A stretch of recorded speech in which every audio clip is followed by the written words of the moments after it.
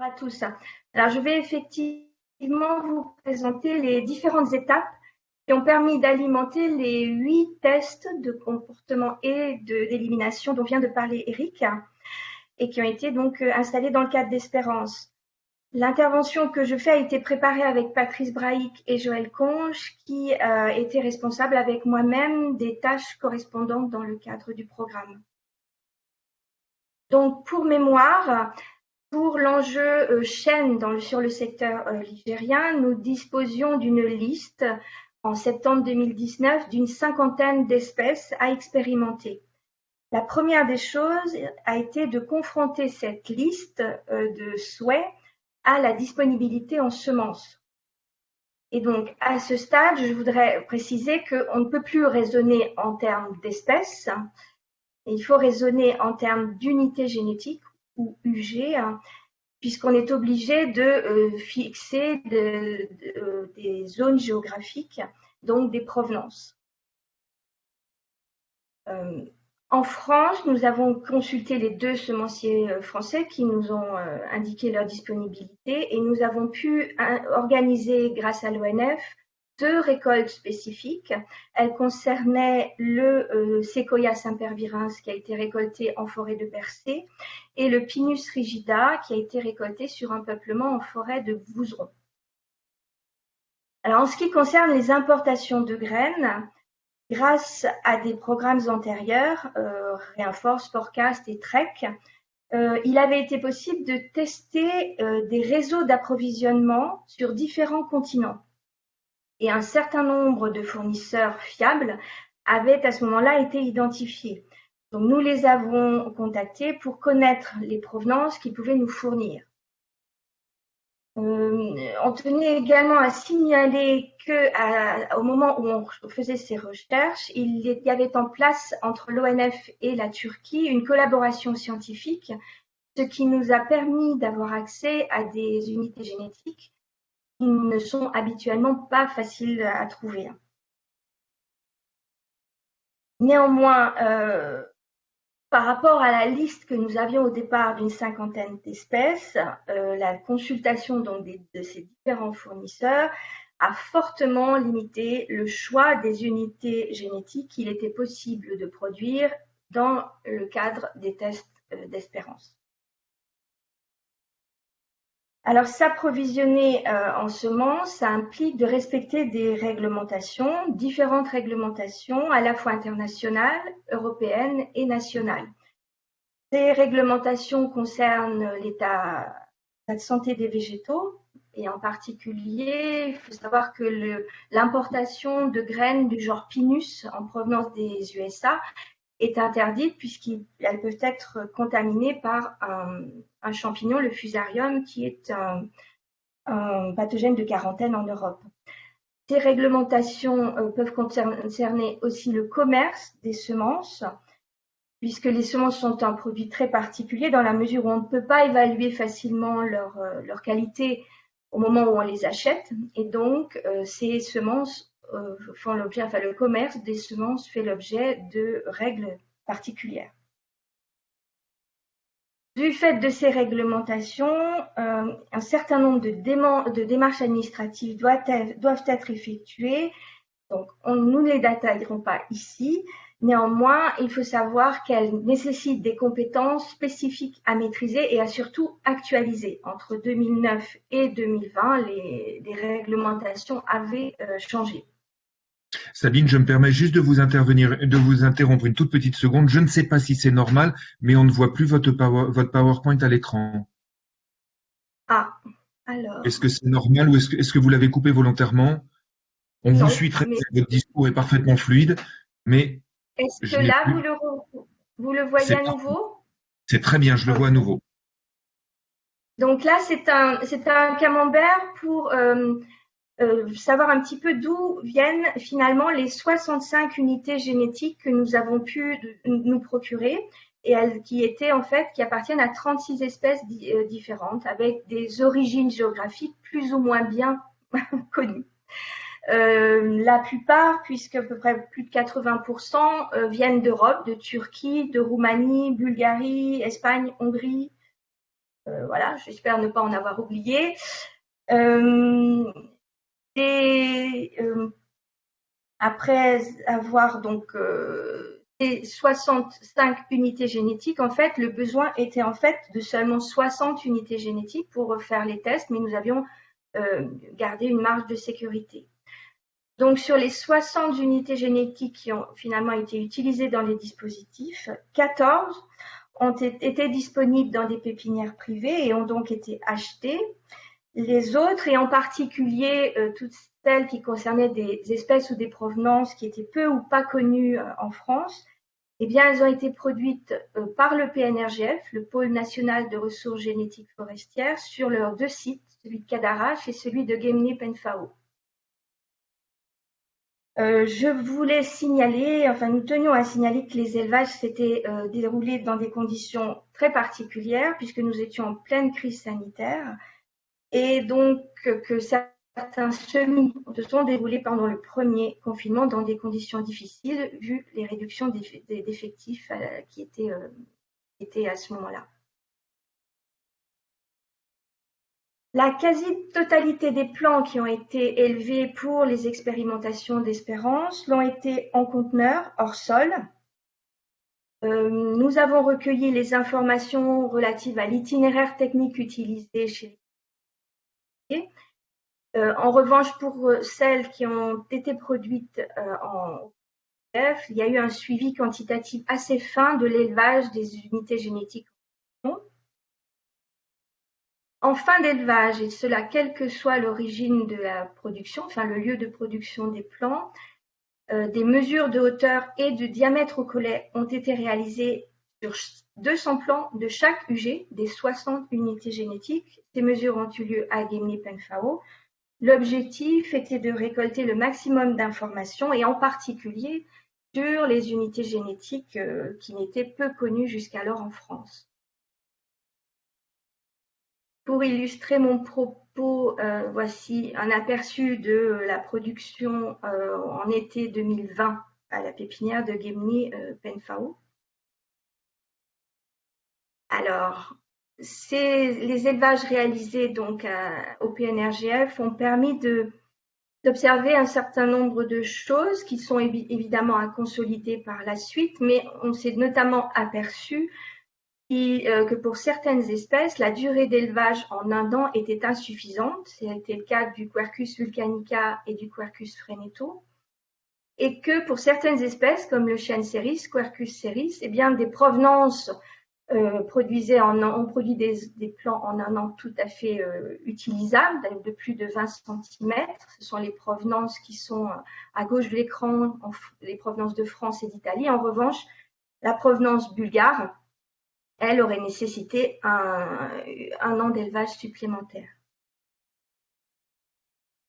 Pour archiver l'ensemble des données et des informations qui ont été recueillies au PNRGF et aussi dans les pépinières privées, nous avons constitué une base de données qui concerne d'une part l'identité de chaque unité génétique, hein, mais aussi les caractéristiques des semences et les traitements qui leur ont été appliqués, l'itinéraire d'élevage des plants et donc les mesures des 200 plants échantillonnés en fin de culture.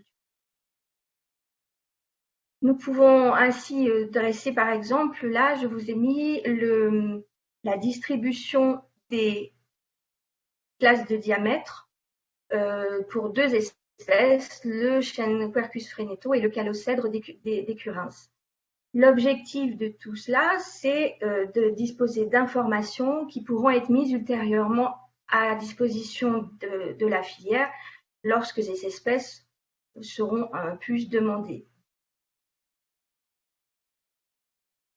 Donc après l'approvisionnement en semences et l'élevage des plants, il a fallu organiser l'acheminement des plants, des 20 000 plants, 20 350 plants, sur les 8 chantiers de plantation. Donc dans un premier temps, tous ont été regroupés sur le site de Guémené et tous les plants ont été étiquetés, les lots par bloc et par site constitués. Alors à ce stade, il est important de souligner l'important travail de coordination et d'organisation pour livrer en temps et en heure les chantiers qui étaient préparés.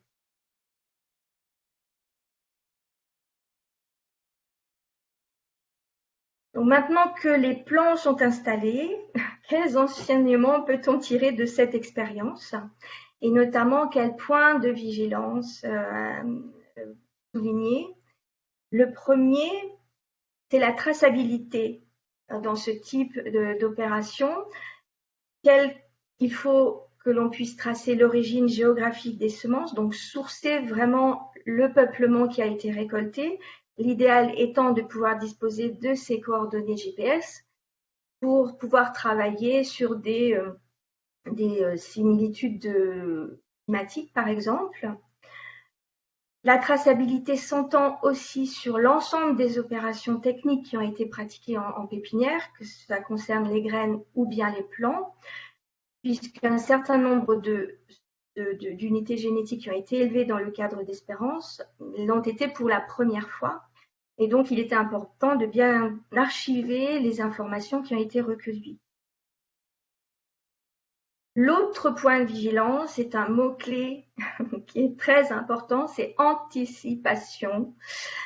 C'est un mot-clé qu'on avait en tête au départ du projet, mais qui, voilà, malgré cela, il faut encore faire il y a des progrès à faire. Et il faut souligner que le choix des unités génétiques que l'on veut mettre en expérimentation dans des tests doit être fait très tôt et bien avant que les graines soient récoltées. Ça veut dire par exemple si on a la chance de travailler avec des unités génétiques qui sont régulièrement sur le marché, il faut néanmoins se positionner avant la récolte, ça veut dire avant l'été pour des récoltes qui sont réalisées à l'automne dans l'hémisphère nord, voire en début d'année, avant la date prévue des semis, lorsque ça concerne des graines qui sont récoltées dans l'hémisphère sud. Et c'est d'autant plus important si l'on doit lancer et organiser des récoltes de graines spécifiques pour avoir des provenances particulières en France et a fortiori à l'étranger.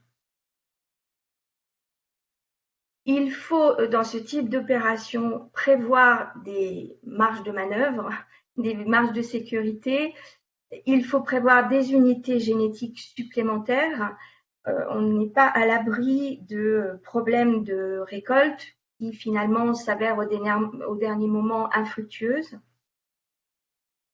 Et il faut également prévoir un plan supplémentaire par rapport à la réelle demande, parce qu'il peut y avoir des accidents de différentes origines au moment de l'élevage. Dans le cadre d'Espérance, nous avions prévu 10% à peu près d'unités génétiques supplémentaires que nous avons recherchées par rapport à notre besoin et 20% de plans supplémentaires. Il faut également ne pas oublier d'intégrer la durée de production des plants, même si on peut faire des plants en 1 an, il y a encore beaucoup d'espèces qui se produisent en 3 ans. Et c'est le cas par exemple des sapins, donc il faut absolument intégrer ce délai de production, sachant qu'en plus on peut avoir des surprises en cours de route, comme ça a été le cas pour certaines espèces qui auraient dû sans doute être produites en 2 ans. Autre élément également d'anticipation, c'est qu'il faut absolument pouvoir avoir identifié les sites sur lesquels seront installées les expérimentations au moins 1 an avant la plantation. Dans le cadre d'Espérance, les plantations étaient initialement prévues pour l'automne 2019. Les sites n'étant pas prêts, on a dû décaler la plantation au printemps 2020. Mais ça a du coup engendré des soucis dans la mesure où il a fallu gérer les 20 000 plants qui étaient en pépinière. Et donc gérer ces plants, ça veut dire par exemple prévoir des traitements phytosanitaires supplémentaires pour garantir leur état sanitaire. Donc tout retard de plantation et notamment de cette amplitude impacte l'organisation en pépinière et le risque de dégradation des plants. Plus les sites sont identifiés tôt, meilleure là est l'organisation des livraisons. Donc plus on peut, les affréteurs, les transporteurs peuvent être contactés dans de bonnes conditions, donc il faut veiller à vraiment respecter un délai suffisant. Un point aussi qui a été révélé dans l'expérience que nous avons eue, c'est que outre les sites identifiés pour l'installation de tests, il faut aussi prévoir et anticiper le fait que la livraison peut être effectuée, mais que la plantation sera peut-être différée. Et donc, il faut absolument prévoir des solutions de stockage temporaires après que les plants aient été livrés.